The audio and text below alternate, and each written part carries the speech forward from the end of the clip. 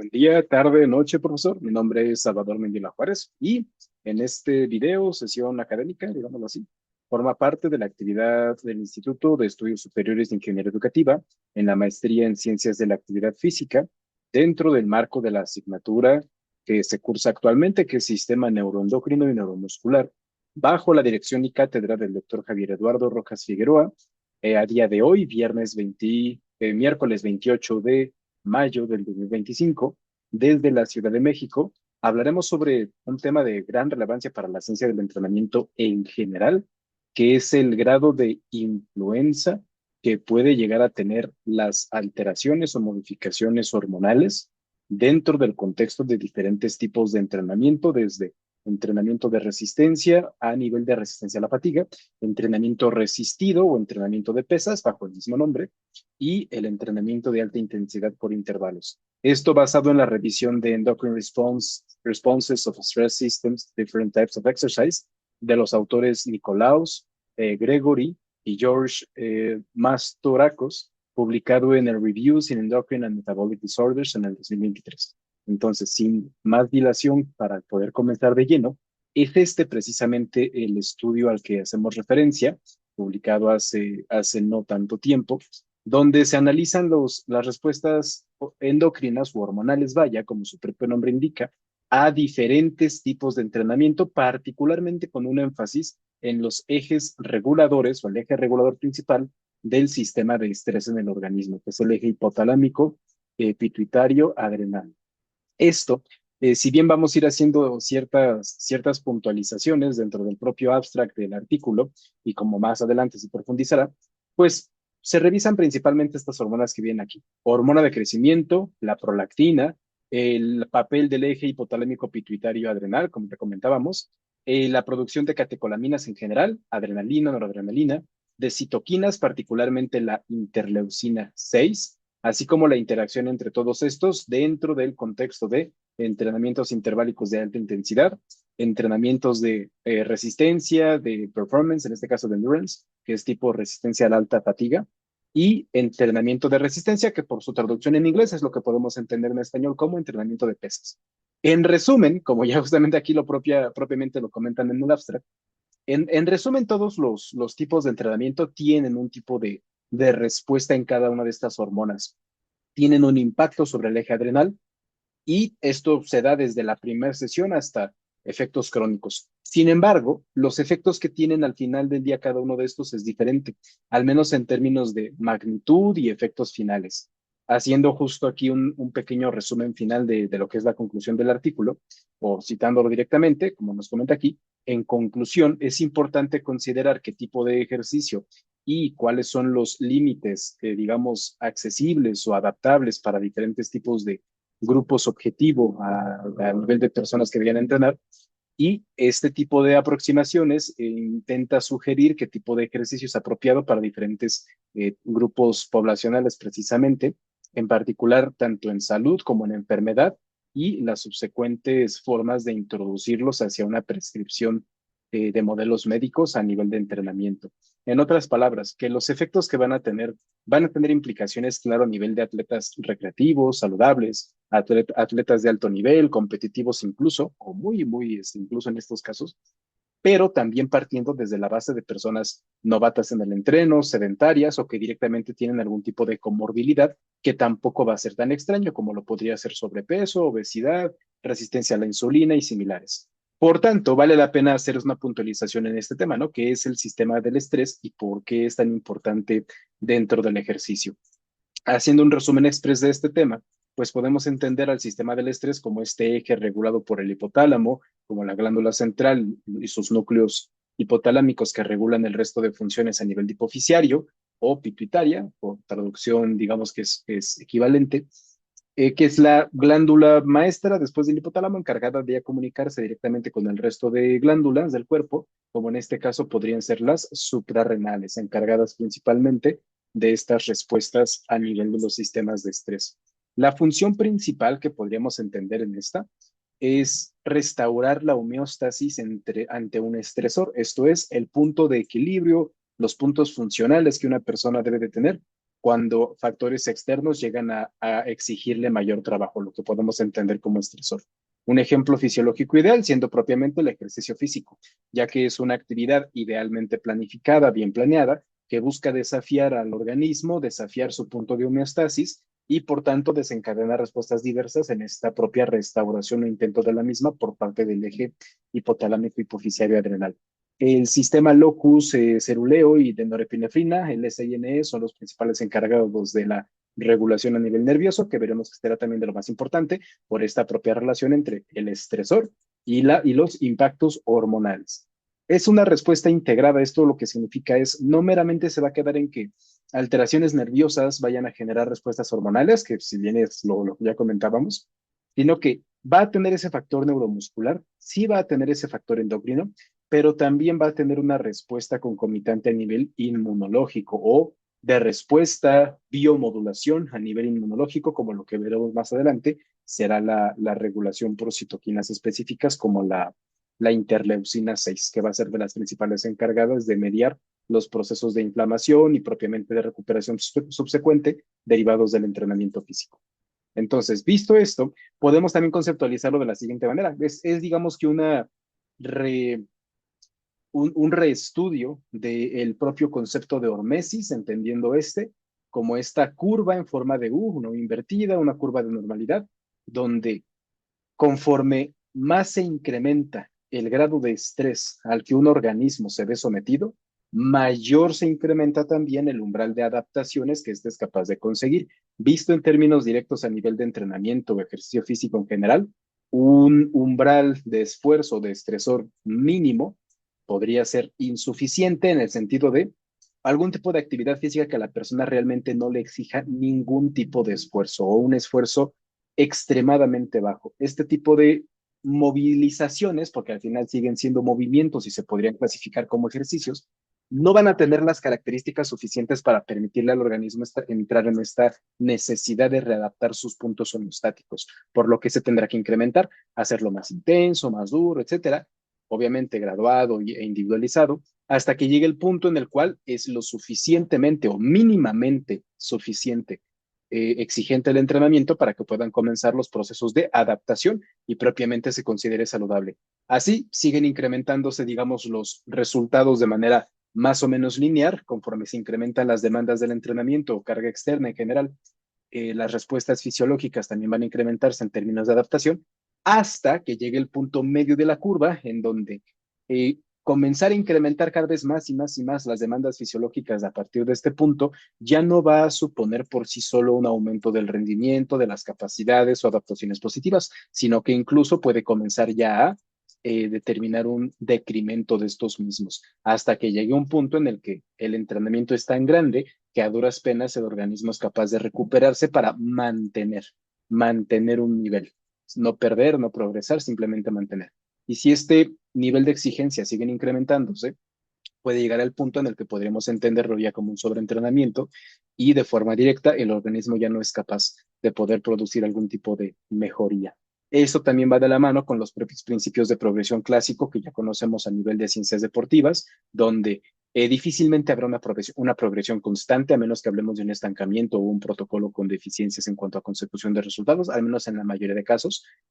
Puede haber en ciertos escenarios puntuales un progreso lineal, pero honestamente no suele durar tanto. Y lo que más solemos ver, una progresión a nivel escalonado, donde habrá momentos de subidas, de mantenimiento, de bajadas, de mantenimiento, de subidas, y así consecutivamente, que responde un poco más a lo que es la vida real en la mayoría de casos, y una inclusive que es más adaptable a este tipo de cuestiones, que es la programación o la progresión ondulatoria, donde habrá subidas, habrá bajadas, pero al menos en la tendencia general, pues lo que se busca es que haya evidentemente una tendencia a la alza, un incremento de las capacidades funcionales, que nos lleva incluso a tener en cuenta de la mano ciertos conceptos básicos de nuevo del entrenamiento, como lo podría ser la historia de Milón de Crotona, meramente por hacer referencia a este tema que comentábamos del sistema del estrés, donde entre más intensa sea la carga, siempre y cuando esté adaptada al nivel del organismo que la está realizando, el organismo, si las condiciones así lo permiten, va a desencadenar las respuestas necesarias para producir lo que conocemos como adaptaciones positivas, como en este caso, un milón de crotona pequeño levantando una carga relativamente pequeña, pero perfectamente adaptada a su nivel, a sus condiciones, para representarle un reto lo suficientemente grande para que día tras día, a través de la repetición y conforme pasa el tiempo, el organismo de Milón se mantenga en una constante demanda de funciones, un estresor lo suficientemente intenso como para desencadenar todas estas respuestas adaptativas a nivel homeostático que ya comentábamos antes, hasta que pues termina siendo de los mejores atletas de toda Grecia, como el propio mito así lo cuenta, y que respeta incluso las propias postulaciones de Matiev, de Bompa, sobre los síndromes generales de adaptación que podemos encontrar también a nivel deportivo, donde de nuevo tenemos una línea basal de rendimiento, una capacidad actual, digamos, levanta a la persona 100 kilos, corre 5 kilómetros a una intensidad X o es capaz de entrenar 20 intervalos de sprint de 100 metros, lo que sea. Esta capacidad de entrenamiento actual se va a ver desafiada a través precisamente del mismo entrenamiento, lo cual va a generar fatiga. Este es el estresor. El entrenamiento es nuestro propio desencadenante de estrés, pero esta fatiga debe estar controlada a medida para que sea recuperable a través de la subsecuente recuperación, descanso, nutrición del mismo atleta paciente. Y esto, de manera ideal, nos permite generar un efecto de sobrecompensación, donde el organismo, en un intento adaptado de forma positiva para evitar volver a caer en el mismo punto de estrés que cayó previamente, va a incrementar sus funciones y en lugar de correr ahora 5 kilómetros, va a ser capaz de correr 6. En lugar de levantar 100, es capaz de levantar 110. En lugar de aguantar 20 sprints, aguanta 22. Y esta se vuelve la nueva línea basal de rendimiento y volvemos a estimularlo a través del entrenamiento, la recuperación e ir incrementándolo de manera gradual y constante según los objetivos de la persona. Todos estos mecanismos son derivados de diferentes y bastante complejos procesos a nivel fisiológico y biomolecular, pero nos enfocaremos más justo en las partes endocrinas o de respuesta hormonal, nerviosa e inmunitaria para tal caso. Recordando nada más como mención, no deja de ser un enfoque que si bien requiere un análisis profundo y entendimiento de las bases más sólidas para su correcta aplicación, termina siendo individualizado como cualquier otro tipo de procesos según el contexto u objetivos y capacidades que cada individuo presente, ya que al hablar de fisiología, pues no dejamos de hablar de que el organismo está conectado entre sí y esto significa que no existe algún tipo de estímulo que no pueda llegar a alterar al resto del organismo en su totalidad. De nuevo, si bien habrá algunos más obvios, menos obvios, esto también va a aplicar para la propia regulación hormonal. Cada entrenamiento, cada circunstancia, cada modificación que se haga puede, en mayor o menor medida, en algunos otros puntos, tener un impacto a nivel endocrino y, por tanto, en el resto del organismo, con un énfasis mayor al sistema neuromuscular e inmunitario. Entendiendo esto, que también es el propio concepto de epigenética, donde como los factores externos o el estilo de vida en general es capaz de modular de manera bastante literal, activar y desactivar genes que no estén ya precodificados de manera tácita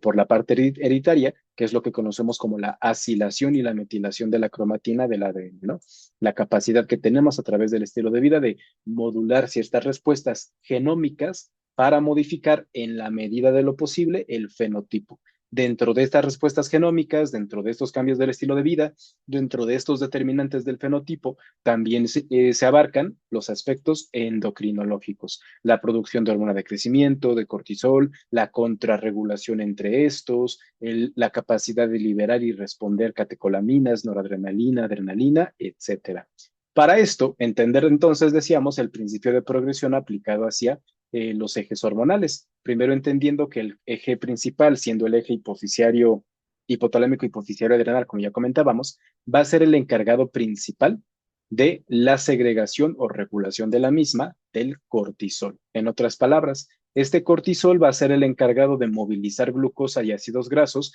y regular los procesos inflamatorios, funcionando de manera un poco mixta según el momento en el cual esté precisamente ejerciendo su acción, pero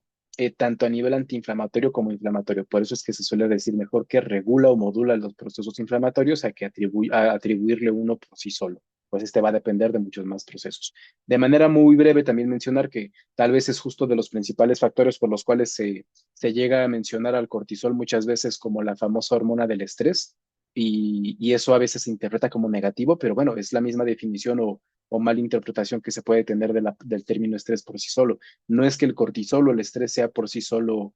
meramente negativo, sino que va a tener una capacidad de poder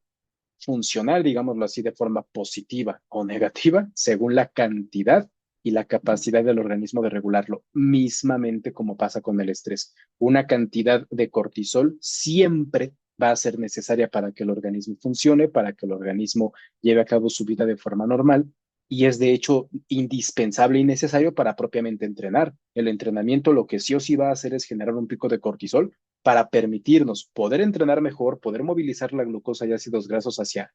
su utilización energética y regular los procesos inflamatorios dentro del entrenamiento, y ya posterior al entrenamiento, pues permitir también seguir modulando este tipo de respuestas. Solamente cuando los niveles de cortisol son excesivos, lo que se podría entender también como cuando los niveles de estrés en un organismo, en una persona, son excesivos, trabajo, escuela, vida, entrenamiento, evidentemente, es que esta cantidad de cortisol se podría considerar como negativa, pero insisto, derivado inicialmente de la propia mala regulación de las capacidades o estresores que la persona va teniendo en su día a día. Como segundo punto, a nivel de catecolaminas, la adrenalina, la noradrenalina, entendidas como de los principales estimulantes simpaticomiméticos que el organismo va a tener, o en otras palabras, los neurotransmisores encargados o principalmente responsables del incremento de la frecuencia cardíaca, de la vasoconstricción, que es que los vasos sanguíneos se hagan pequeñitos para que puedan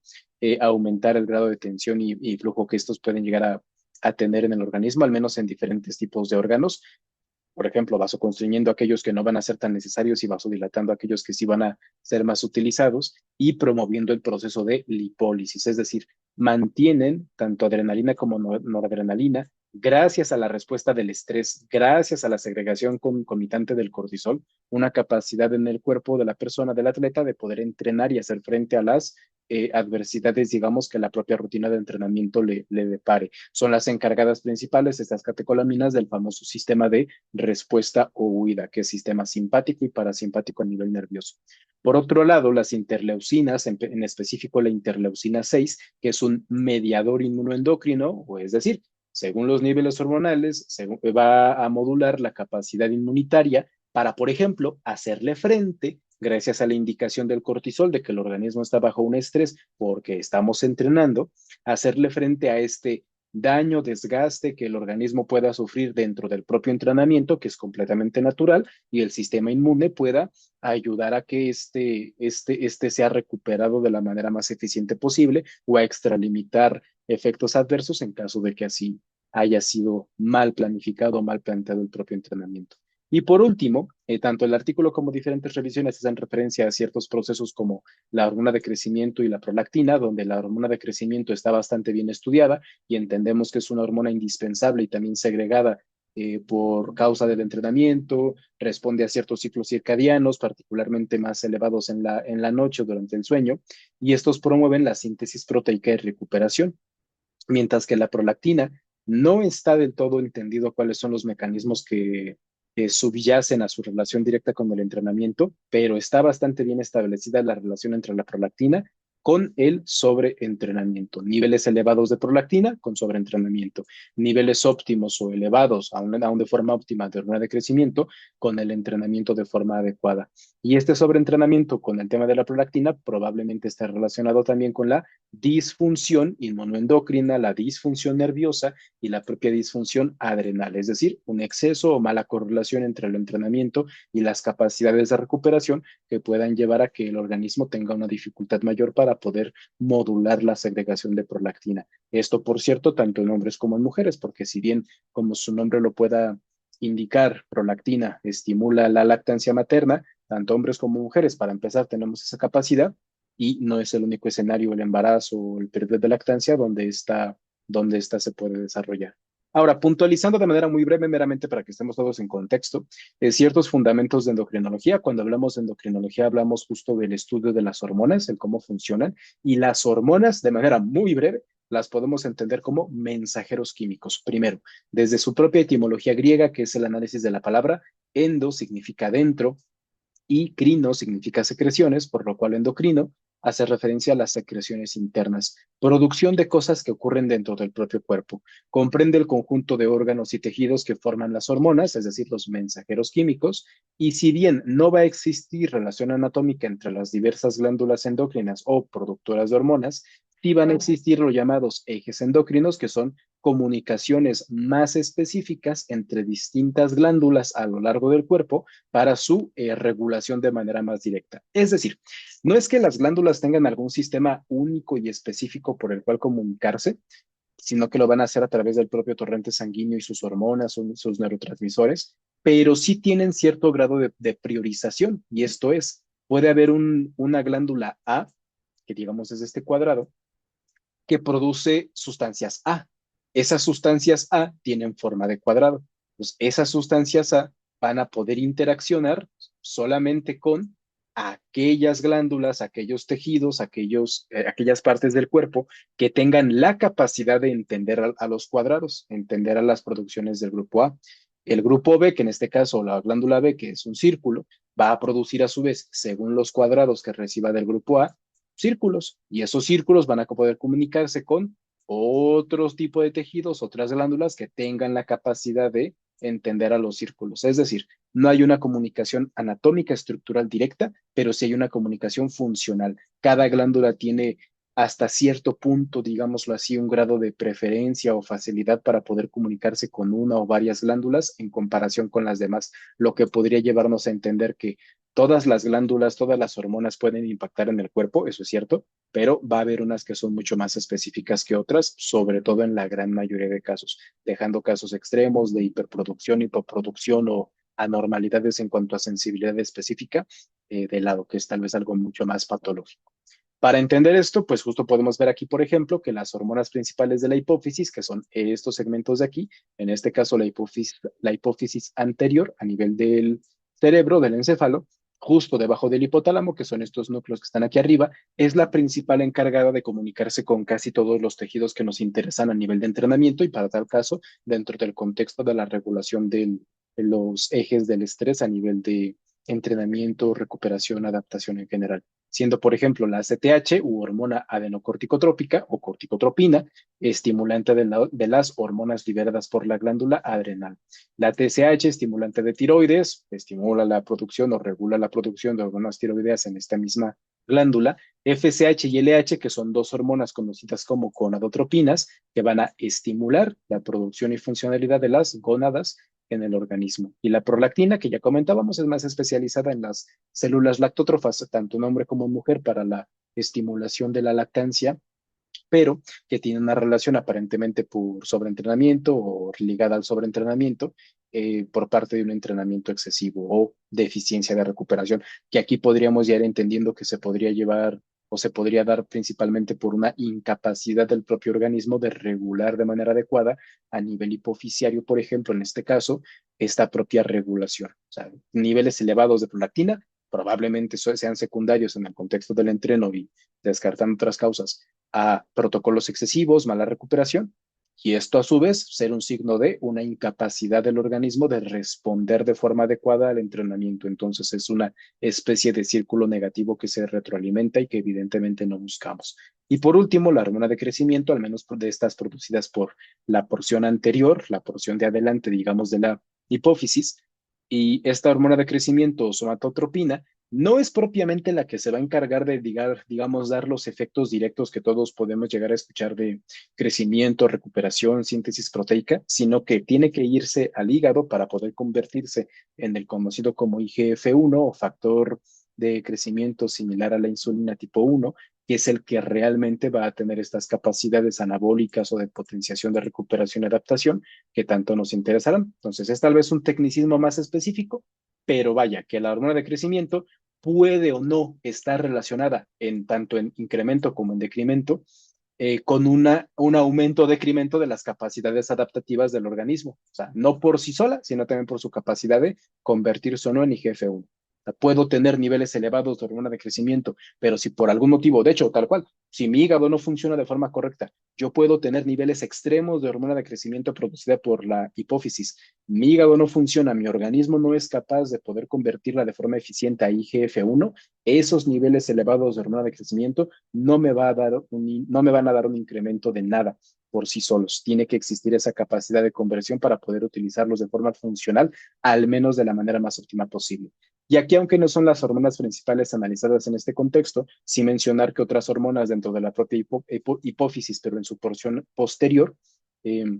digamos la parte de atrás, como la oxitocina o la DH, que es la hormona antidiurética, o vasopresina, también van a jugar un papel importante en cosas como la retención de líquidos o la mayor o menor excitabilidad en diferentes términos a nivel fisiológico. Por tanto, comenzamos a describir ya con estas bases un poquito claras los efectos específicos de los diferentes tipos de entrenamiento en el organismo, tratando de irnos hacia las correlaciones finales que nos permitirán entender cuál es tal vez un poquito más, menos recomendable según qué tipo de grupos o las consideraciones, vaya, que hay que tener en cualquier tipo de objetivo. Comenzando en este caso con el ejercicio aeróbico sostenido, lo que podríamos entender malamente a veces como cardio o entrenamiento de resistencia o de alta resistencia a la fatiga, que es un entrenamiento que se puede realizar por una cantidad elevada de tiempo, normalmente arriba de 20, 30 minutos. Entre más tiempo, pues más aeróbico termina siendo este. La capacidad de la respuesta aguda, es decir, al momento que este tipo de entrenamientos van a generar, son a nivel de cortisol un aumento proporcional a la intensidad. Esto es, si yo comienzo, como decíamos antes en la curva hormética, si yo comienzo a caminar al 20% de mi capacidad máxima, este es VO2 max, que es la capacidad de volumen de oxígeno máximo que la persona es capaz de movilizar, digamos, a través de la ventilación. Se puede analizar también con frecuencia cardíaca, con dificultad para hablar, diferentes. Me esfuerzo al 20% del 100. Pues sí voy a tener un incremento de cortisol leve, pero no mucho. Me comienzo a esforzar más 50, 60, 80. Entre más me esfuerzo, el cortisol se incrementa. Recordando que el cortisol no significa algo negativo por sí solo. Significa que el organismo se está enfrentando a un estrés y que, como es evidente, entre mayor es el estrés, es decir, mayor es la intensidad del entrenamiento, mayor es la producción y, por tanto, acumulación de cortisol en el organismo. Podríamos entenderlo justo como entrenamientos de baja intensidad son menos propensos a generar sobreentrenamiento y alteraciones propias del cortisol en cantidades elevadas y mal reguladas, y entrenamientos de alta intensidad no es que sean malos, evidentemente, porque de hecho son necesarios y son los que más resultados dan, pero son los que entre más intensidad tenga el entrenamiento, mayor facilidad puede existir para que, si no está bien planificado, se genere una alteración funcional en estos niveles de cortisol que nos lleven a incapacidades o disfuncionalidades en la consecución de adaptaciones en el organismo. ACTH, lo que ya decíamos, la hormona corticotrópica, va a tener una elevación sostenida que va a ir muy de la mano con esta propia producción de cortisol. La interleucina 6 es un inmunomodulador, como ya veíamos a nivel endocrino, que se encarga o en este caso se va a liberar a nivel muscular antes de que ocurra el daño. Es decir, se va liberando igualmente de manera incremental conforme la intensidad incrementa, como una respuesta previa al posible desgaste que el organismo pueda llegar a generarse dentro del entrenamiento. Está relacionado con eso. ¿Qué tanto desgaste tengo? ¿Qué tanta inflamación voy a tener? ¿Qué tanta respuesta inmunológica voy a requerir? Gracias a la modulación de la interleucina 6 como un comunicador entre el músculo y el propio sistema inmune. Las catecolaminas que aumentan con el ejercicio, principalmente de tren superior, estos siendo hallazgos que se encontraron tanto en la revisión bibliográfica como en diferentes casos de estudio. Parece ser que el entrenamiento de tren superior tiene un incremento de catecolaminas ligeramente mayor, probablemente por la mayor especificidad en cuanto a distribución sanguínea, pero vaya que ambos van a tener al final incremento de las catecolaminas, adrenalina, noradrenalina, un incremento del tono simpático. Y la hormona de crecimiento que es elevada por más de 3 horas post ejercicio. Es decir, los efectos de la hormona de crecimiento como respuesta al entrenamiento realizado, en este caso a nivel aeróbico sostenido, no suelen durar tantas horas, son un par de horas. Por tanto, también se entienda que, al menos por este lado, aunque no es el único, que entrenamientos aeróbicos no suelen ser los que mayores respuestas adaptativas a nivel muscular, sobre todo en estructura, lleguen a generar. Es decir, no podemos esperar un crecimiento particularmente grande a través del entrenamiento meramente aeróbico. Ojo, meramente aeróbico no significa tampoco que, este, que este sea malo para su consecución en concomitancia con un entrenamiento más específico como sería el de pesas. Y como adaptaciones crónicas, disminuye, baja la respuesta aguda, es decir, ya no se produce tanto cortisol, ya no se produce tanta CTH, ya no se produce tanta interleucina 6, ya no se, cada vez se produce menos de todo. Esto lo podemos ver justo como una correlación muy directa cuando alguien comienza apenas a entrenar cardio, entre comillas, entrenamiento aeróbico sostenido, puede costarle y le puede costar casi igual que cualquier entrenamiento de pesas de alta intensidad. Pero conforme más lo va practicando, el organismo va ganando muchísima eficiencia hasta que llega el punto en el que ese entrenamiento aeróbico sostenido no resulta tan desgastante como lo resultaba anteriormente. Y de hecho va disminuyendo el nivel de desgaste que se genera a través de su realización, por lo cual es un es un entrenamiento bastante interesante justo cuando buscamos la eficientización del eje, que nuestro organismo no responda de forma tan brusca al estrés, disminuyendo a su vez la inflamación sistémica. Ya podemos hacer ciertas correlaciones a, por ejemplo, desde atletas sanos que entrenan pesas, hipertrofia, potencia, alta intensidad, pero que quieran ver mejorada su capacidad de recuperación y adaptación de forma crónica, podrían utilizar el entrenamiento aeróbico sostenido de manera complementaria, digamos, a sus protocolos. Personas con obesidad, con sobrepeso, con problemas neurológicos en el sentido de malas adaptaciones al estrés y en relación a la fisiología del individuo, podían verse beneficiados también de este tipo de entrenamientos, que si bien también les adelanto, pues ya va a ser algo que podemos ver en casi todos los entrenamientos, pues no está de más puntualizar que el aeróbico lo hace de una manera bastante más puntual. El entrenamiento interválico de alta intensidad o entrenamiento tipo HIIT, por sus siglas en inglés, va a tener de forma aguda, como todo, un aumento del cortisol, un aumento de catecolaminas, un aumento de interleucina 6, TNF y MSP1 y un aumento de hormona de crecimiento, pero haciendo, digamos que las diferenciaciones con lo que veíamos con el aeróbico sostenido, porque parecieran muy iguales. A diferencia del aeróbico sostenido, este tipo de entrenamientos es la máxima potencia un par de segundos, 30 segundos, y un descanso mínimo. Máxima potencia, un descanso. Máxima potencia, un descanso. Altas intensidades, bajas. Altas intensidades, bajas. Más intensidad, menor intensidad. Más intensidad, menor intensidad. Es el tipo de estructura que tienen este tipo de entrenamientos. El cortisol, por tanto, en personas entrenadas, conforme más entrenamiento tengan, más va a reducir con el tiempo. Es decir, entre más experiencia tenga entrenando la persona, como pasaba con la parte aeróbica sostenida, el organismo del individuo segrega menos cortisol, lo cual lo vuelve también hasta cierto punto menos capaz de poder acumular el mismo, aunque igual sigue dependiendo de la cantidad total de entrenamiento y características de este en relación al contexto individual de cada persona. Las catecolaminas tienen un pico breve y funcionan como regulador metabólico, es decir, van a ser las encargadas de optimizar o de dar la consecución de resultados óptimos en la adaptación metabólica que este tipo de entrenamientos dan, ya que al ser un método de contrastes, o sea, de muy intensos, poco intensos, muy intensos, poco intensos, permiten que el organismo se mantenga de forma eficiente funcionando, o sea, catecolaminas elevadas durante todo el entrenamiento sin que realmente todo el entrenamiento se esté realizando a la máxima intensidad y los niveles de interleucina 6 y factores similares que van a estar regulando los procesos inflamatorios y de regeneración del organismo también van a verse incrementados por razón obvia de que el entrenamiento por sí solo ya de por sí es más demandante. Y la hormona de crecimiento, como todo, se eleva, pero va disminuyendo si se repite el entrenamiento de manera frecuente. Es decir, puede ser un tipo de entrenamientos por sí solos que puedan dar resultados adecuados en cuanto a segregación de hormona de crecimiento en el corto plazo, pero entre más se va repitiendo, pues va disminuyéndose esa respuesta de hormona de crecimiento por causa de este mismo tipo de entrenos. De manera muy general, se puede entender también, o es interesante destacar que tiene un aspecto bifásico a nivel inmunitario, que es genera un estado proinflamatorio inicial. Es por eso que los entrenamientos intensos también son, o intensos por intervalos, también son bastante desgastantes y suelen verse como reservados para población más avanzada, pero que a largo plazo, o justo después del entrenamiento, de hecho, que es parte, no es el único, pero es parte del efecto EPOC, que es A muy grandes rasgos es el incremento de funciones del organismo aún después de haber terminado de entrenar. Van a funcionar como estimulantes de procesos antiinflamatorios de forma compensatoria. Lo podemos ver así. El entrenamiento HIIT de alta intensidad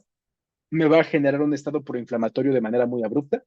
y en cuanto termina ese estado proinflamatorio, comienzan a activarse de manera más intensa los procesos de recuperación y se estimula bastante más los escenarios antiinflamatorios para compensar esta proinflamación tan grande. Se podría ver igual como complemento a cualquier otro tipo de entrenamientos o, de nuevo, para personas que tengan consideraciones o patologías que generen inflamación crónica de bajo grado, por ejemplo, obesidad, sobrepeso de nuevo, hipertensión incluso, similares, eh, y hasta qué punto puedan verse beneficiados por la práctica de este tipo de, de entrenamientos de alta intensidad por intervalos. Y por último, el ejercicio de fuerza y resistencia muscular, que de nuevo, por su traducción en inglés a veces se confunde, pero es entrenamiento resistido, ¿vale? De fuerza, de pesas, es lo mismo. Va a generar un incremento de cortisol, como todo, un incremento de GH, un incremento de IGF-1, un incremento de catecolaminas y un incremento de TNF e interleucina 6. Haciendo aquí la diferencia más grande, el cortisol, como todo, va a ser dependiente de la intensidad y el volumen de entrenamiento, como los demás, de hecho. La hormona de crecimiento va a aumentar a razón principalmente de la acumulación de lactato en el organismo y metabolitos secundarios, especies reactivas a oxígeno, es decir, lo que muchas veces se conoce como el famoso estrés metabólico. Entrenamientos que sean, digamos, deficientes en cuanto a recuperación pueden llegar a incrementar más la hormona de crecimiento. Y en este caso, sí va a haber una relación por el tipo de estímulo muscular que se está teniendo en el entrenamiento de fuerza para que esa hormona de crecimiento pueda convertirse de manera adecuada en IGF-1, estimulada por la hormona de crecimiento, y esta nos permita optimizar aún más los procesos de hipertrofia muscular, haciendo un énfasis en que no significa que entre más hormona de crecimiento se produzca, más hipertrofia muscular va a haber, pero como justo de nuevo la curva hermética, conforme se va incrementando la intensidad de las características, las demandas del entrenamiento de fuerza e hipertrofia, se van a ir incrementando ciertos factores como la hormona de crecimiento y el IGF-1 que van a permitir mayores ganancias musculares, pero como todo, llega un momento en el que si lo sobrepaso, por muy elevada que esté la GH y el IGF-1, no van a producir respuesta hipertrófica añadida. O sea, no es que esté por encima de la curva hormética, simplemente es una descripción desde la porción endocrina de esos mismos procesos adaptativos e incrementales de forma inicial al menos. Y lo mismo con los factores inflamatorios. Va a haber un aumento especialmente en el trabajo excéntrico, por lo cual pueden ser momentos de las repeticiones o del control del movimiento de particular interés cuando lo que buscamos es estimular de manera más intensa el aspecto inmunoendocrino. O en otras palabras, la porción excéntrica es esta porción del movimiento en la cual nosotros vamos a favor de la fuerza que se desplaza. Si el peso va hacia abajo, es cuando nosotros vamos hacia abajo. Si es una polea que me jala hacia arriba, es cuando nosotros vamos hacia arriba. Cuando el músculo que estamos trabajando está elongándose, estirándose, digamos, esa fase del movimiento. Y de forma crónica, pues mejora evidentemente la fuerza, la capacidad de esfuerzo, la masa ósea y la sensibilidad hormonal. Por lo cual podemos aquí hacer una diferenciación ya bastante grande. El entrenamiento en cuestión de regulación de procesos inflamatorios, pues tal vez es más interesante la combinación de aeróbico, de entrenamientos de alta intensidad, no porque este tipo de entrenamientos de fuerza no lo tenga, sino que este tipo de entrenos de fuerza van a tener efectos mucho más notorios en la fuerza, control motor, la masa ósea, el sistema óseo y la sensibilidad hormonal, la capacidad de funcionar de forma correcta. De ahí que, por ejemplo, se sigue pudiendo recomendar, como en los casos anteriores, a personas con sobrepeso, obesidad, pero el entreno de fuerza también se puede recomendar de manera mucho más importante a poblaciones con síndromes de fragilidad, a adulto mayor, a poblaciones en edad pediátrica, siempre y cuando se realice de forma adecuada en cualquiera de los contextos. Es justo lo que vamos a puntualizar a continuación. Este es un breve resumen de lo que ya presentamos, un resumen comparativo de estas respuestas endocrinas, el tipo de ejercicio, el que mayor incremento de cortisol va a generar en relación a su duración e intensidad es el aeróbico prolongado. El que menos va a ser el de fuerza por sí solo, pero el que mejores adaptaciones presenta es el interválico de alta intensidad, porque genera un incremento agudo, decíamos, y luego un efecto compensatorio más ligeramente crónico, digamos, después del propio entreno, para sus procesos antiinflamatorios. La hormona de crecimiento se ve estimulada tanto en el ejercicio aeróbico como en el ejercicio de fuerza, pero pues con fines de mejora en la capacidad de recuperación metabólica en el caso del aeróbico y mejora en la síntesis proteica y de recuperación muscular en el caso del entreno de fuerza. El de alta intensidad parece ser el que menos efectos llega a tener. En interleucina 6 todos son casi iguales, haciendo énfasis en que el de fuerza puede tener menor impacto a nivel proinflamatorio, pero igual dependiendo la propia cantidad de entrenamiento realizado, al menos en cuanto a su facilidad, digamos, para poder mantener los procesos inflamatorios de forma correcta. Las catecolaminas, pues el que más va a tener es el entrenamiento tipo HIIT y el entrenamiento de fuerza, recordando las catecolaminas como estimulantes nerviosos, la estimulación nerviosa que se consigue a través del entrenamiento. Y las citoquinas, que es la cantidad o, bueno, las moléculas, los neurotransmisores producidos por las células para poder comunicarse entre sí, tienen en este caso del sistema aeróbico una respuesta modulada, es decir, todo esto de acá tiene una respuesta modulada acorde a la duración e intensidad. En el caso del HIIT es bifásico, es muy intenso a la alza normalmente cuando se realiza el entreno y luego va no tan intenso, pero sí más prolongado y moderado a la baja después de realizar el entrenamiento. Por eso es bifásico. Es la fase de entreno y luego la fase de recuperación, podríamos nombrarla así. Y en el caso del entrenamiento de fuerza, siendo particularmente regulado por el factor de necrosis tumoral, que es este TNF, que en pocas palabras se podría entender como la interleucina 6, que también ayuda al tema de la regulación inmunitaria, pero en este caso específicamente en temas de apoptosis, de muerte celular. De ahí que el entrenamiento de fuerza también se llega a ver como una herramienta mucho más valiosa para procesos degenerativos, sobre todo neurodegenerativos, desde enfermedades neurológicas hasta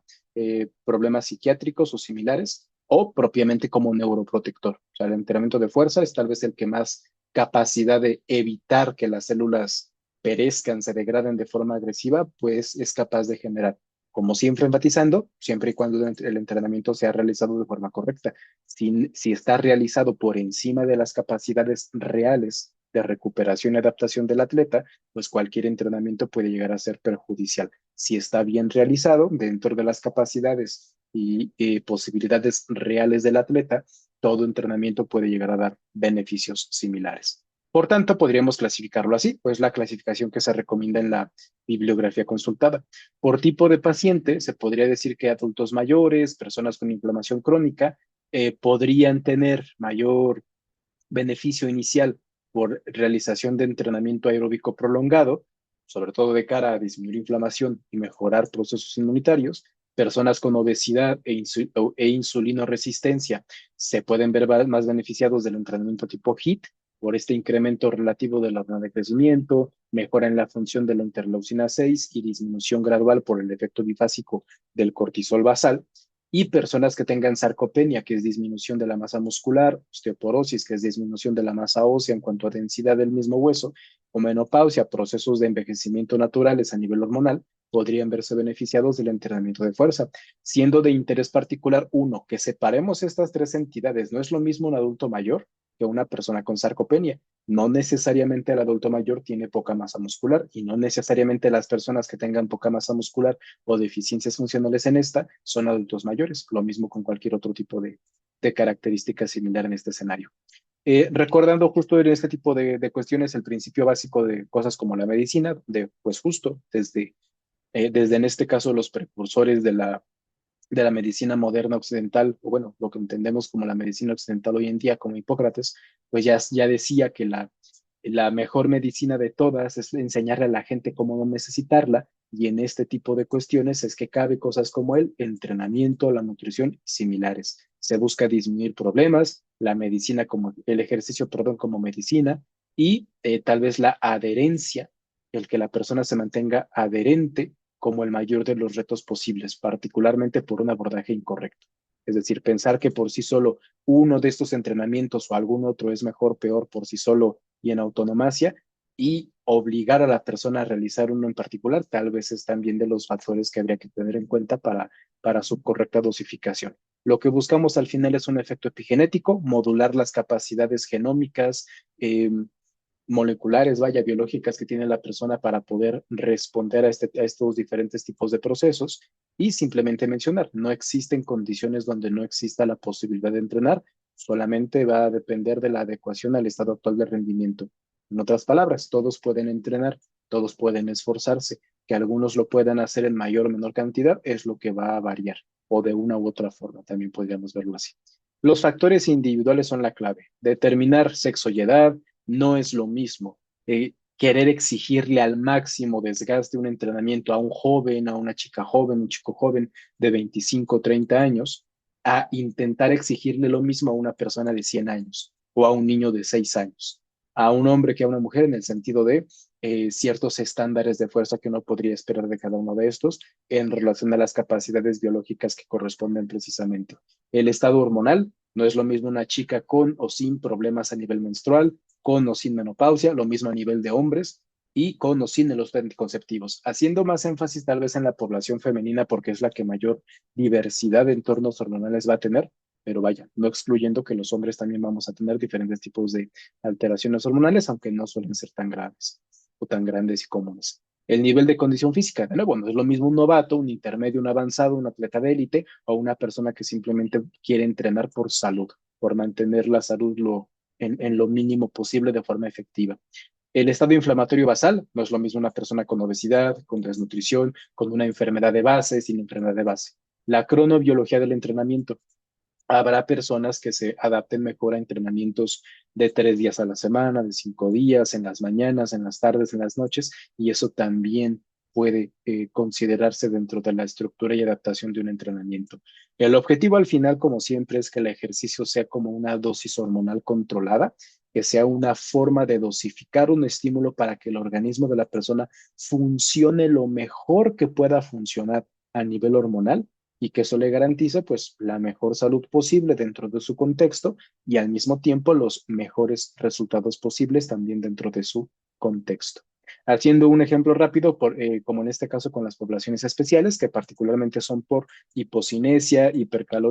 nutrición hipercalórica, distrés y condiciones que podrían considerarse como naturales o genéticas. En otras palabras, personas que se muevan lo menos posible, que consuman una cantidad de energía excesiva en comparación a lo que realmente requerirían y personas que tengan un mal manejo o una incapacidad de manejo óptimo del estrés. Esas son las poblaciones especiales, obesidad, diabetes, hipertensión, todo este tipo de cuestiones. Siendo lo que buscamos, incluso a través de las declaratorias como de la Academia Americana de Medicina Deportiva que vemos aquí en pantalla, buscamos tratar de mantener lo más alejada posible a la persona de la enfermedad. O sea, mantenerla en lo más saludable posible, pero no es un camino tan sencillo como simplemente entrenar todos lo mismo y ya, sino que es como aquí vemos una espiral que en algunos casos más, en otros menos, puede hacer que la persona caiga con mayor o menor facilidad hacia este tema de la enfermedad. Diabetes, arteriosclerosis, inactividad física, disabilidad, disfunción, múltiples enfermedades crónicas, riesgos socioecológicos de acceso a diferentes tipos de oportunidades, biológicos, mala suerte, estilo de vida, todo esto entra en juego. Lo que yo pueda mejorar a través del entrenamiento es lo que me permite, bueno, pues tengo diabetes. Pues cualquier entrenamiento va a mejorar la eficiencia metabólica que va a tener la persona, pero el entrenamiento aeróbico y el de fuerza tal vez más. Entonces, si lo realizo, probablemente tenga una mejora menor, mayor en este tipo de cuestiones como la diabetes. Que dicho sea de paso, el verdadero mecanismo de control para mantener a un paciente diabético controlado, valga la redundancia, es el entrenamiento y los cambios del estilo de vida. Como la mayoría no los hace, los fármacos son los que entran a juego para tratar de mantener a la persona lo más saludable posible. Con esto también mencionar, no significa que los fármacos no sirvan, todo lo contrario. Cuando la persona ya tiene una condición, muy probablemente los fármacos van a ser la mejor herramienta junto con el entrenamiento y la nutrición para poder abordar este tipo de cuestiones. Y aquí están, de hecho, las recomendaciones según el grupo poblacional, objetivos determinados, acorde a las diferentes guías. La Organización Mundial de la Salud, la Academia Americana de Medicina Deportiva, las guías europeas de actividad física, son digamos que las recomendaciones base en cuanto a frecuencia, especificidad de la intensidad, el tipo de o modalidad de entrenamiento, la duración del entrenamiento y pues si es que tiene algún tipo de guías específicas en cuanto a poblaciones especiales. Haciendo aquí tal vez un énfasis. Múltiples modalidades de ejercicio. Básicamente todas, a excepción de la Asociación Americana del Corazón, básicamente todas recomiendan la realización concomitante de entrenamiento aeróbico y entrenamiento de fuerza. El único que no es la Asociación Americana del Corazón, que únicamente recomienda el entrenamiento aeróbico, pero vaya, también se podría entender por los objetivos específicos de la Asociación Americana del Corazón, ¿no? Que en términos de salud cardiovascular, meramente y por comparativa, pues sí, tal vez el cardio o el ejercicio aeróbico es ligeramente mejor, pero fuera de eso, siempre se recomiendan los dos. Y vaya, recordar como punto final que de nuevo somos personas, somos individuos, tenemos capacidades individuales, como su nombre indica, no todos tienen que hacer lo mismo. Tengo que valorar el estado inicial, diagnosticar o vaya, entender qué es lo que está pasando, intervenir, monitorear y volver a valorar. Este es un ejemplo del cribado nutricional, pero que es aplicable a casi cualquier tipo de proceso. Analizo, determino, intervengo, monitorizo y vuelvo a repetir. Analizo, determino, intervengo, monitorizo, analizo, determino, intervengo, monitorizo.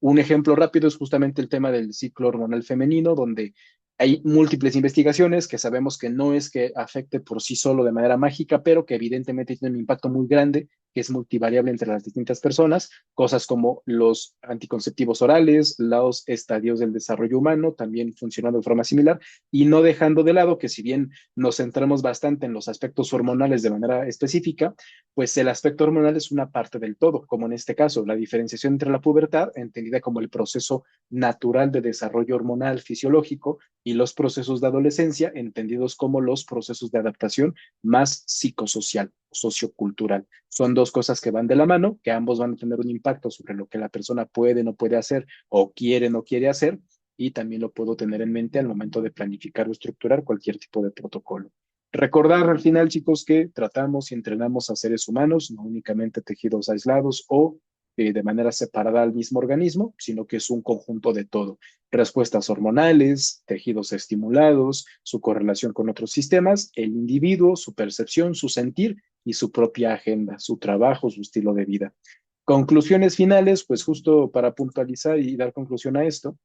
el ejercicio físico activa hormonas del estrés de manera específica según el tipo de hormona, entendiendo, recordemos, hormonas del estrés no como algo negativo, sino una descripción de hormonas, mensajeros corporales que le permiten al cuerpo entender cómo debe de reaccionar a este aumento de funciones requeridas que es el estrés. Estas respuestas tienen potencial terapéutico si se individualiza la prescripción, enseñarle a la persona a poco afrontar cantidades de estrés o tipos de estrés de manera más eficiente. Es un entrenamiento tal cual.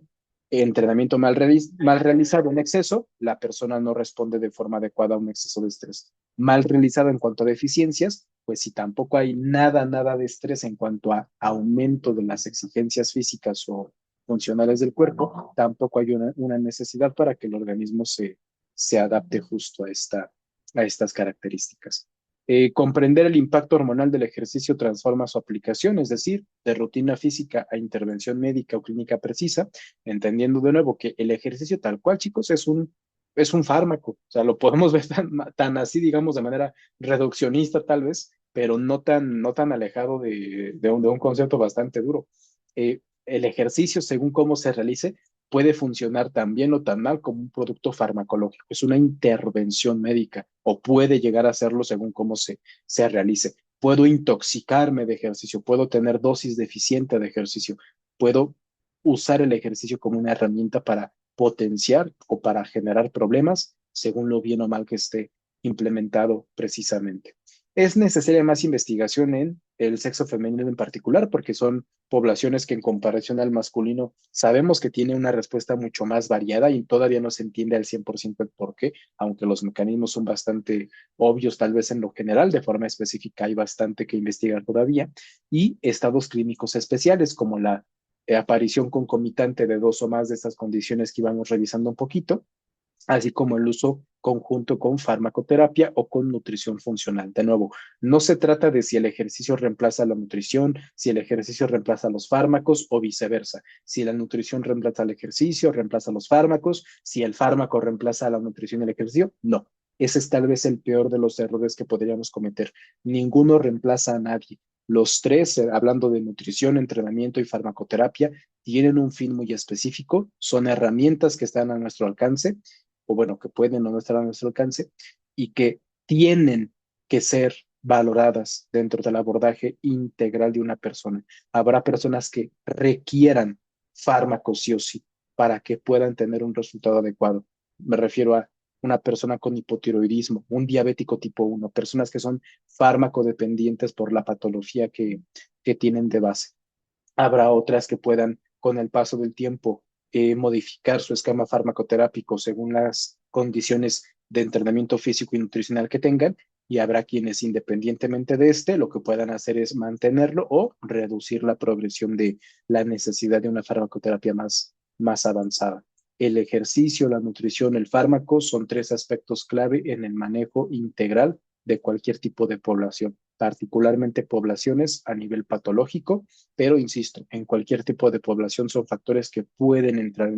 en juego. Cada uno con sus riesgos, ya vimos que el entrenamiento mal manejado es riesgoso, la nutrición mal manejada lo mismo, el fármaco evidentemente también, si no es que hasta más. Meramente quedarnos con ese mensaje final y un poco de la bibliografía consultada para poder hacer esta pequeña revisión rápida del tema neuroendocrino y pues nada más.